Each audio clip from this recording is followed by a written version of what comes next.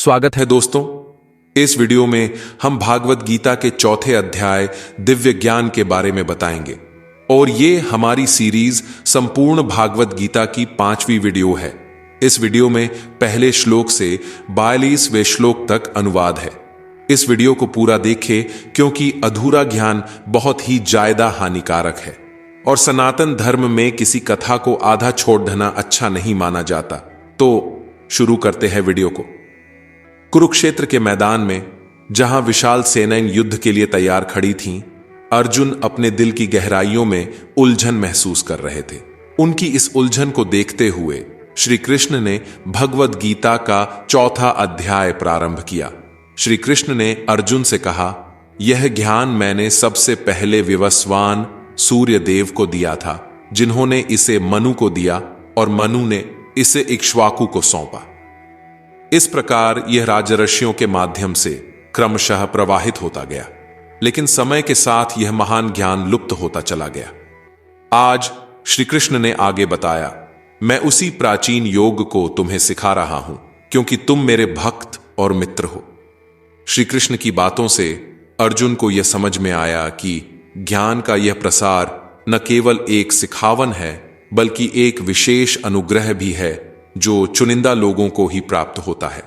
इस प्रकार श्री कृष्ण ने जोर दिया कि यह योग जो उन्होंने सबसे पहले सूर्यदेव को दिया था और जो समय के साथ खो गया था, अब अर्जुन को सिखाया जा रहा है ताकि वह उसे पुनः जीवित कर सके और उसके माध्यम से अपने धर्म को पूर्ण रूप से समझ सके।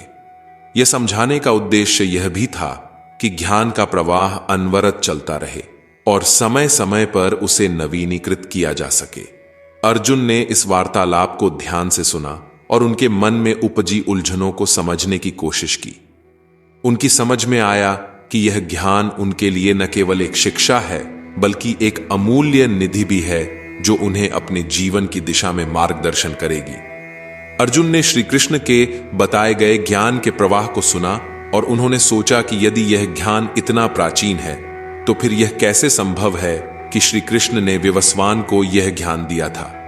उनकी जिज्ञासा उन्हें एक प्रश्न पूछने को प्रेरित करती है। अर्जुन ने पूछा, आपका जन्म तो अभी हुआ है और विवस्वान का युग तो बहुत पहले का है, तो यह कैसे संभव है कि आपने उन्हें यह ज्ञान दिया? इस पर श्री कृष्ण मुस्कुराते हुए उत्तर देते हैं, अर्जुन, तुम और मैं इस संसार में कई बार जन्मे हैं। मैं इन सभी जन्मों को जानता हूं किंतु तुम नहीं जानते। श्री कृष्ण ने आगे कहा कि जब भी धर्म की हानि होती है और अधर्म की वृद्धि होती है तब तब वे स्वयं को पुनः सृष्टि में प्रकट करते हैं। उन्होंने यह भी बताया कि वे अपने स्वयं के योग माया के माध्यम से जन्म लेते हैं और उनका यह जन्म अलौकिक होता है। उन्होंने कहा, जब जब धर्म की रक्षा के लिए और अधर्म के विनाश के लिए दुनिया को दिशा देने के लिए जरूरत होती है, मैं जन्म लेता हूं। अर्जुन इस उत्तर को सुनकर अधिक गहराई से श्री कृष्ण की दिव्यता को समझने लगे। उन्होंने महसूस किया कि उनके साथ रथ पर कोई साधारण मित्र नहीं बल्कि एक दिव्य पुरुष उपस्थित है जिनकी लीलाएं मानवीय बुद्धि से परे हैं। अर्जुन के मन में उपस्थित शंकाएं धीरे धीरे क्षीण होने लगीं और उनका हृदय श्रद्धा से भर गया। अर्जुन श्री कृष्ण के उत्तरों से प्रभावित होकर और गहरे चिंतन में डूब गया। उसने महसूस किया कि जो उत्तर उसे मिल रहे हैं वह उसके सामान्य ज्ञान से कहीं अधिक थे। तभी श्री कृष्ण ने अपने दिव्य संदेश को आगे बढ़ाया। श्री कृष्ण ने कहा, यदा यदा हि धर्मस्य ग्लानिर्भवति भारत अभ्युत्थानम धर्मस्य तदात्मानं सृजाम्यहम्। इसका अर्थ उन्होंने यह बताया कि जब जब इस धरती पर धर्म की हानि होती है और अधर्म बढ़ता है तब तब वह स्वयं इस धरती पर अवतार लेते हैं। परित्राणाय साधूना विनाशाय च दुष्कृताम धर्म संस्थापनार्थाय संभवामि युगे युगे। इस श्लोक में उन्होंने बताया कि उनके अवतार का उद्देश्य साधु और अच्छे लोगों की रक्षा करना, दुष्टों का नाश करना और धर्म की स्थापना करना होता है।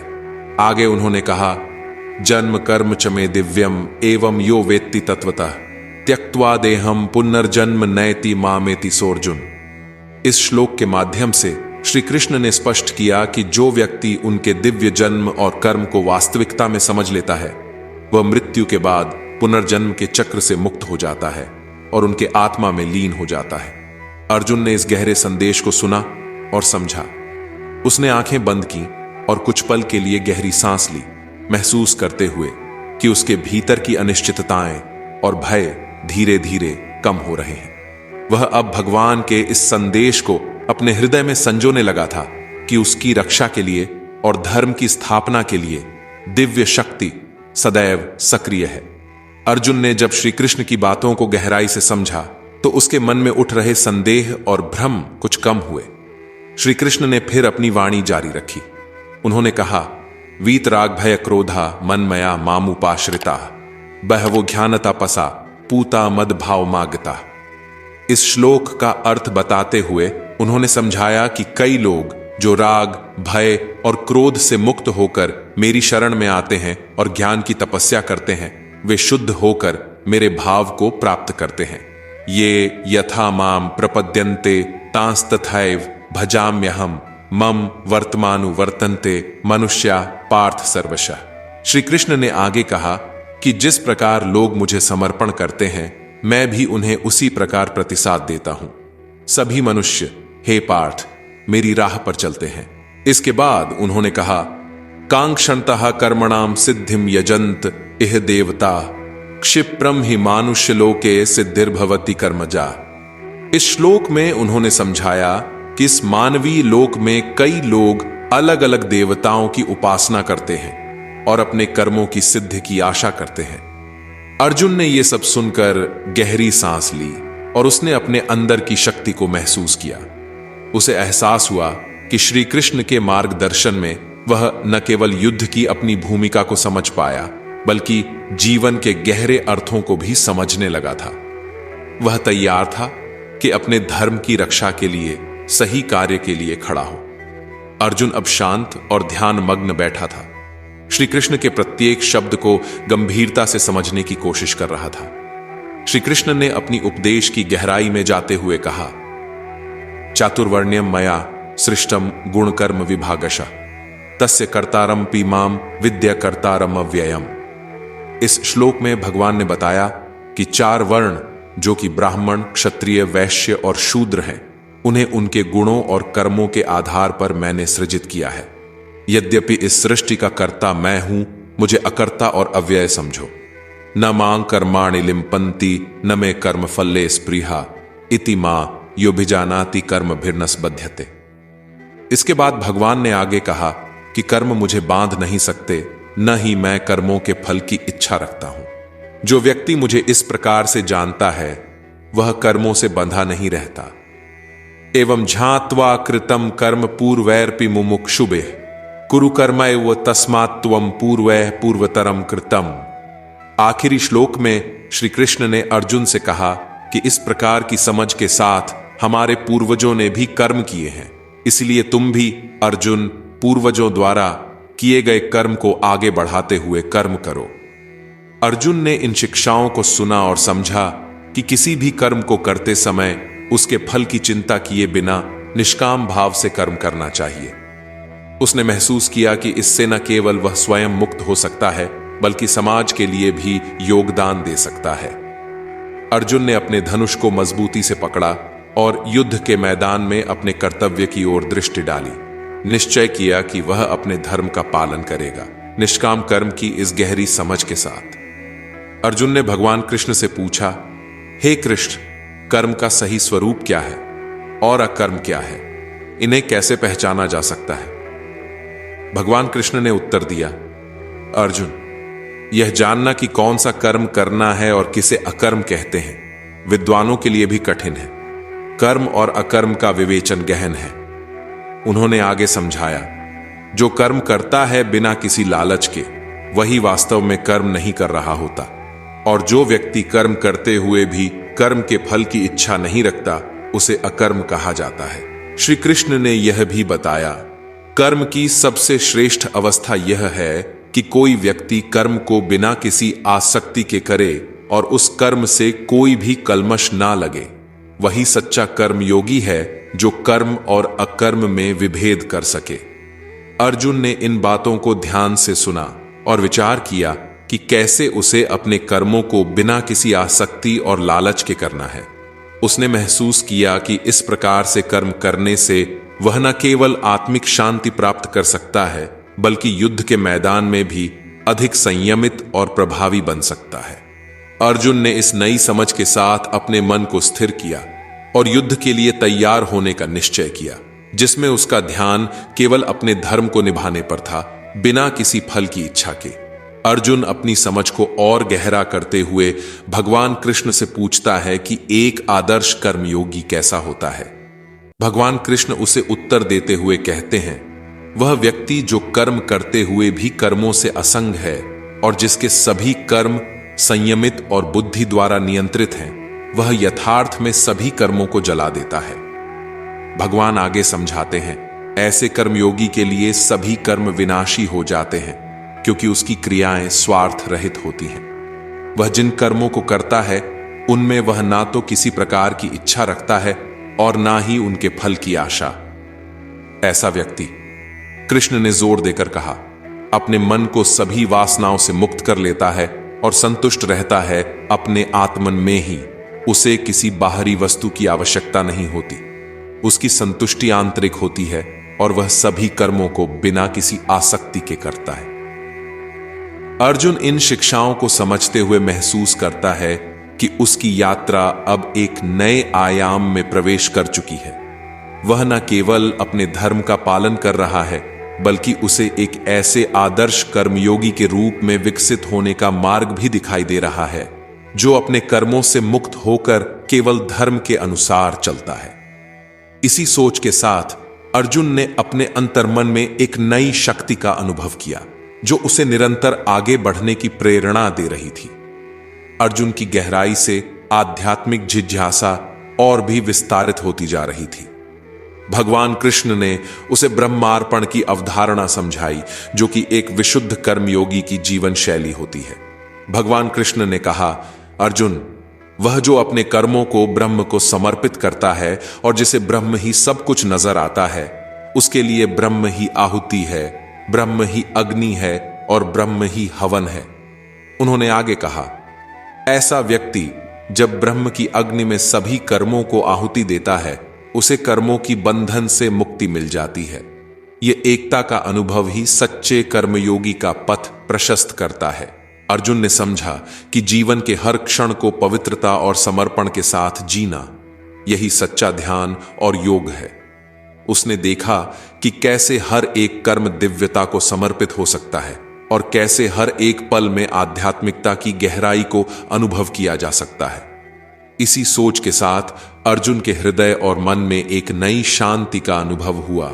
उसने महसूस किया कि युद्ध का मैदान केवल एक भौतिक युद्ध स्थल नहीं है, बल्कि यह अंतरात्मा के विकास का भी एक क्षेत्र है, जहां वह अपने हर कर्म को ब्रह्म को समर्पित कर सकता है।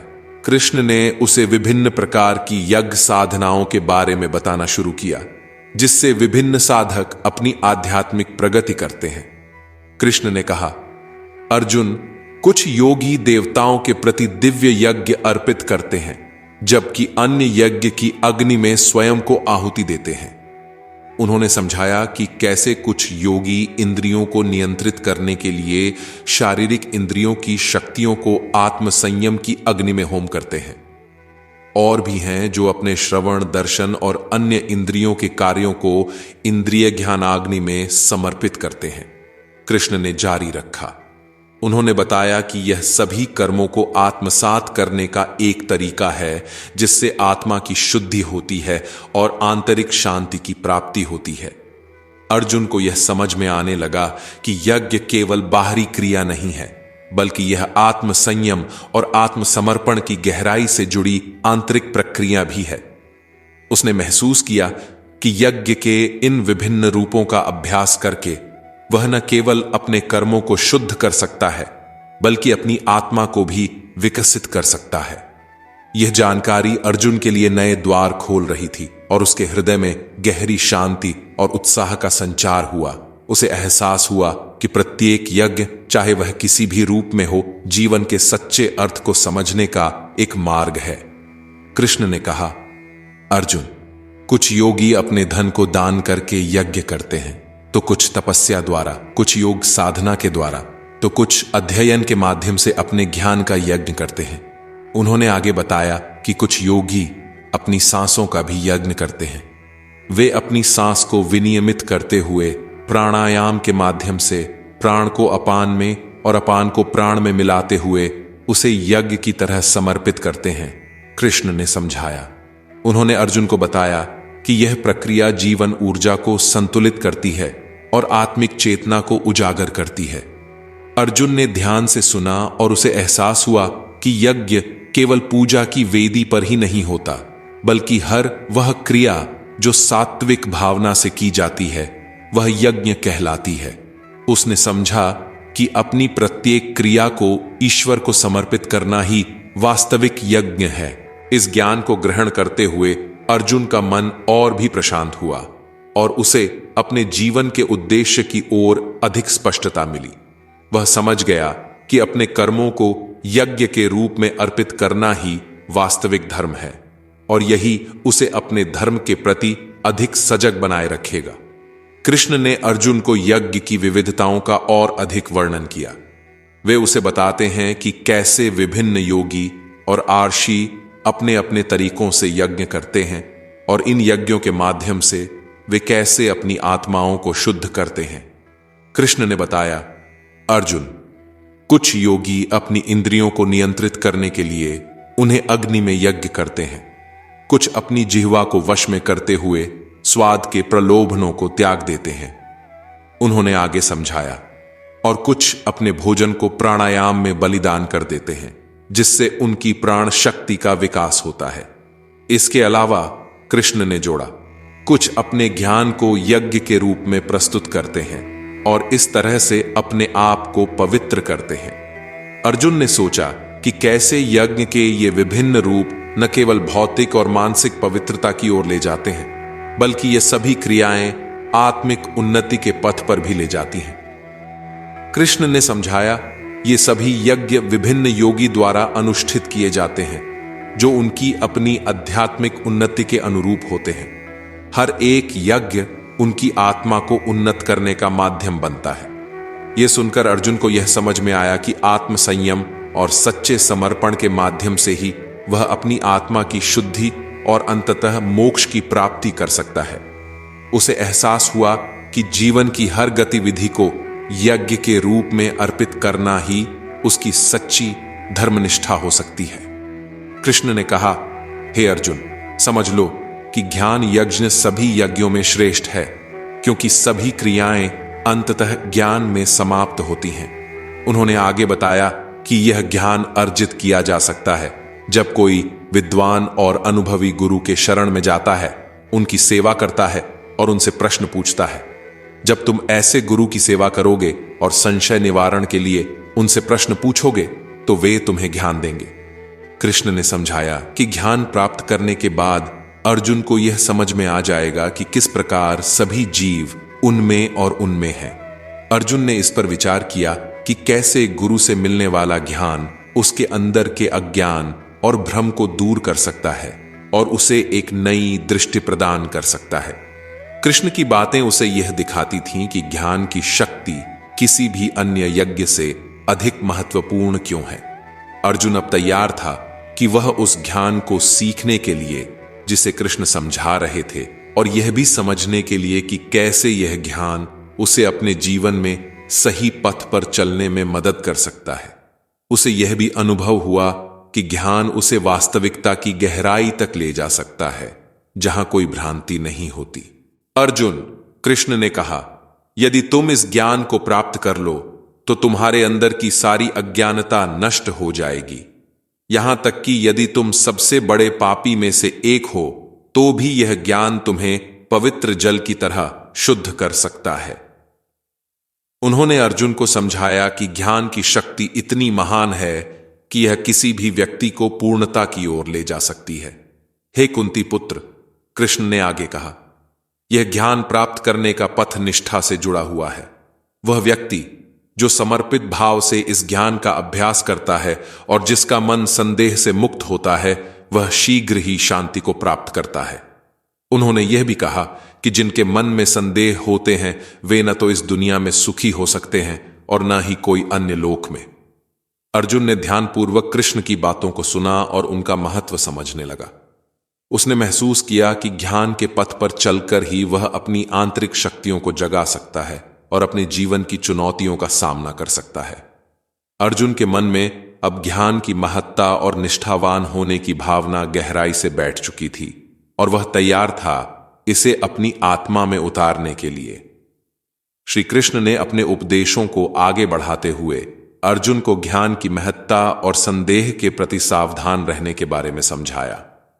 अर्जुन, कृष्ण ने आगे कहा, जो व्यक्ति ज्ञान और कर्म के पथ पर चलते हुए भी संदेह से ग्रस्त रहता है वह न तो इस लोक में सुख पा सकता है और न ही परलोक में।